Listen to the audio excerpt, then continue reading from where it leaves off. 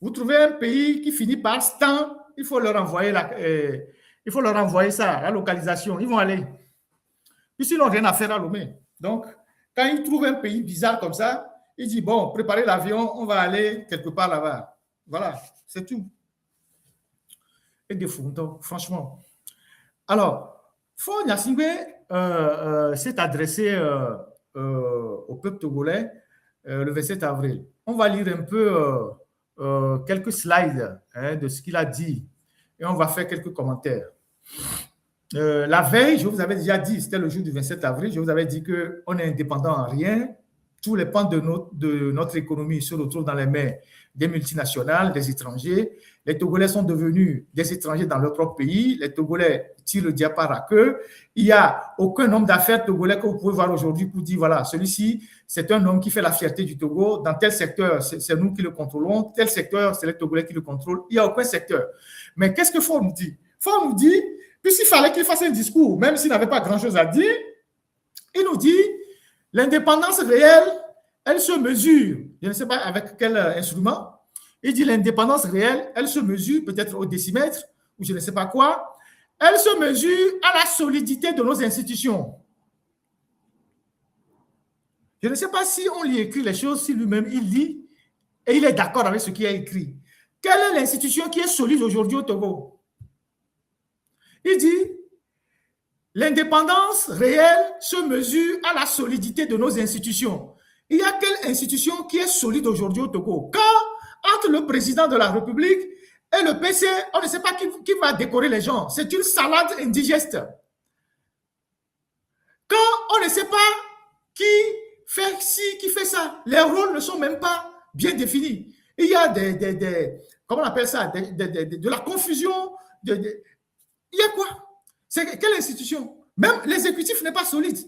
Puisque l'exécutif a deux têtes aujourd'hui et vous avez de la peine même à clarifier les rôles. Donc le président, sans envie de tomber, lui aussi il sort. Et voilà, c'est lui qui doit décorer les gens. Et après, c'est Faure qui prend les décorations et il donne au président. La constitution, là, tout le monde peut l'avoir. Ce n'est pas. Donc, l'exécutif n'est pas solide.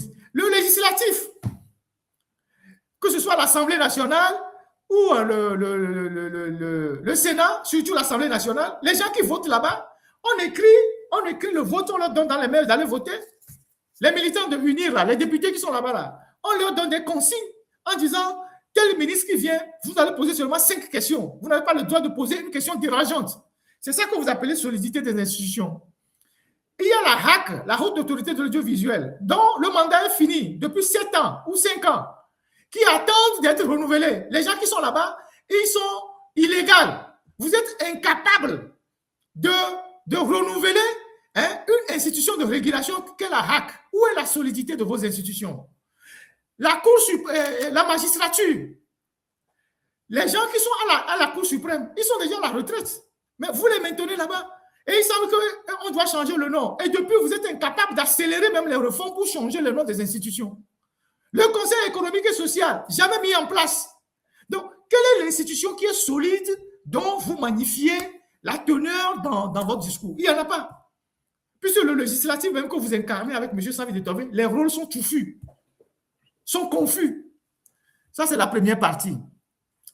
Elle se mesure à la vitalité de notre économie. Donc, l'économie togolaise est vitale. Est-ce que l'économie togolaise est vitale? L'économie togolaise est vitale et les entrepreneurs ont du mal à encaisser les factures qui sont au trésor, où la dette intérieure est tellement élevée que le trésor a de la peine à payer les prestataires. L'économie est vitale et qu'il n'y a pas d'électricité, il n'y a pas d'eau. L'économie est vitale avec les émigrants. L'économie est vitale avec tous les femmes qui sont au marché et qui ne savent plus où donner de la tête. L'économie est vitale avec un pays qui n'a pas de route. La cohésion de notre société. Où est la cohésion de la société? Quand certains Togolais se retrouvent en prison, ils sont exclus de la gouvernance, on ne veut pas les entendre, ou des Togolais qui sont comme nous, quand on critique la gouvernance, on planifie notre assassinat. Je reviendrai là-dessus à la pause. Comment vous êtes en train de planifier notre assassinat? Dieu merci, on est au courant. Comment vous planifiez notre assassinat? Parce que nous sommes des voix qui dérangent. Donc, notre capacité à faire des choix et à les assumer. Quels choix vous faites et vous les assumez? Aucun.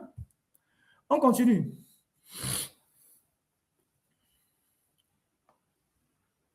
Dans les prochaines semaines, une phase d'échange sera engagée avec les institutions, avec le secteur privé, avec la société civile, avec nos partenaires, pour enrichir la réflexion du gouvernement autour de l'élaboration de cette feuille de route. Donc, vous avez fait DSRP 1, DSRP 2, SCAP, c'est pas ça. DSRP, SCAP, DSRP 1, DSRP 2, et PND, et maintenant feuille de route. Et c'est après avoir fait tout ça que c'est maintenant que vous vous sentez c'est pas disponible pour engager une réflexion avec les corps intermédiaires pour savoir ce que vous voulez faire de votre feuille de route. Donc, vous n'avez rien mis dans votre feuille de route. Ou bien c'est maintenant que vous allez chercher les idées chez les gens. J'ai appris que ce matin, le chef, il y a un chef à Agbalé-Pédo qui a fait gongonner que les envoyés du gouvernement vont venir dans les maisons pour demander aux citoyens c'est quoi leurs besoins. Ce matin, que le chef d'Agbalé-Pédo a fait gongonner que le gouvernement va envoyer dans les jours qui viennent des gens qui vont venir dans les maisons pour demander aux Togolais c'est quoi leurs besoins. Tout ça, c'est du sur place. Donc, voilà, et les prochaines semaines, on va engager une phase de réflexion avec les institutions. Tout ça, c'est pour donner l'impression qu'on travaille, mais on fait du sur place, on ne travaille pas. À la fin, la feuille de route aussi va passer, comme le PND est passé. On continue.